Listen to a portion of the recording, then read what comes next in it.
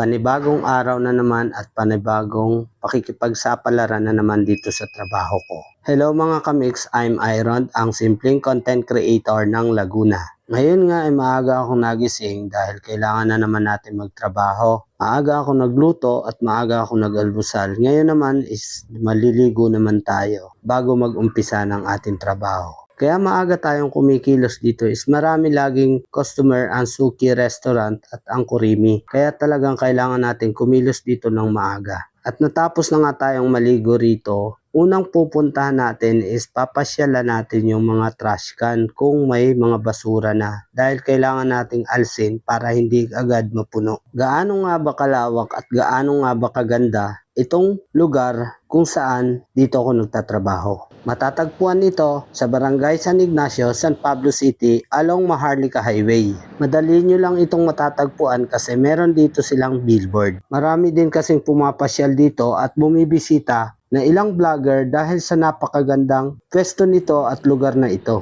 At alam nyo ba mga kamix na dito lang umiikot ang mundo ko sa maghapon. At tingnan nyo rin mga kamix kung gaano kalawak yang iniikutan ko araw-araw.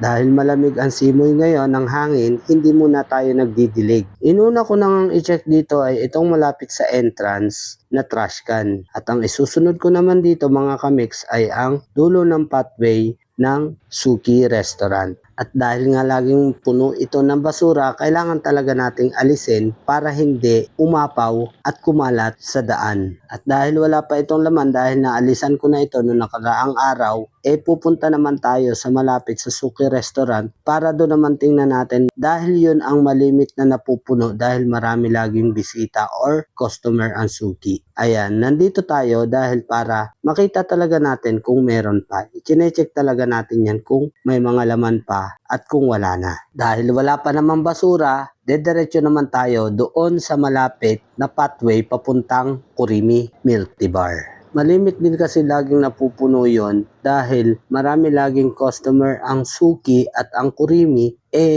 doon sila nagtatapon after nilang umuwi. Kaya malimit talagang napupuno ang basurahan na iyon. Kaya i-check talaga natin kung may laman pa para hindi na kumalat sa daan. Ito yung pangatlo na nating papasyalan at ayan, wala naman siyang laman mga kamix kaya diretso na tayo dun sa huling pupuntahan natin malapit sa Kurimi Milk Tea Bar. At dahil nga iisa na yung ating papasyalang trash can at pagkatapos naman nun ay magwawalis ako dito sa malapit sa pwesto ng Milk Tea Bar, Kurimi at ang Suki Restaurant, doon tayo naman magwawalis ng paligid. At eto nga, nakita naman natin na wala na siyang laman. Kaya nag-umpisa na akong magwalis dahil malapit na silang mag-open dito. Inaagahan ko talaga mga kamix ng pagwawalis dahil sobrang hirap dito kumilos kapag meron ng customer. Kasi mga kamix, meron dyan 3 kubo na pag naiinitan ang mga customer is habang naghihintay sila ng pagkain ay tumatambay sila dun sa kubo. At dahil nga restaurant ito, hindi naman natin talagang maiiwasan maghintay ng kaunting oras ang customer. Ito mga kamix, yung winawalis ko dito is yung tapat talaga ng puno ng langka dito sa Kurimi Milk Tea Bar kasi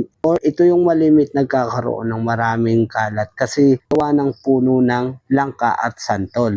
Doon naman sa may malapit sa Suki Restaurant ay may mangga doon at isang puno ng guyabano. Meron din malapit doon na puno ng kamansi. Kaya talagang marami laging kalat dito sa lugar na ito. Dahil sa mga dahon ng puno dito sa malapit sa restaurant at Milk Tea Bar. Nililinis ko rin din kasi dito mga kamix yung pinagawa ng aming manager dito na style Belen nung Pasko. Maganda kasi dito mga kamix, eto sa gabi is may ilaw ito. Pwede sila ditong magpa-picture or mamasyal. Marami talaga dito pwedeng gawin kapag ikaw ay nakapasyal dito. Pwede kang mag-picture, pwede kang maglaro sa playground. Napakalawak dito mga kamix. Pwede kayong mamasyal dito at mag-stay kung kailan nyo gusto. Pero dapat ay customer kayo. Yun lang mga kamix, sana naka-inspire sa inyo ang video na ito.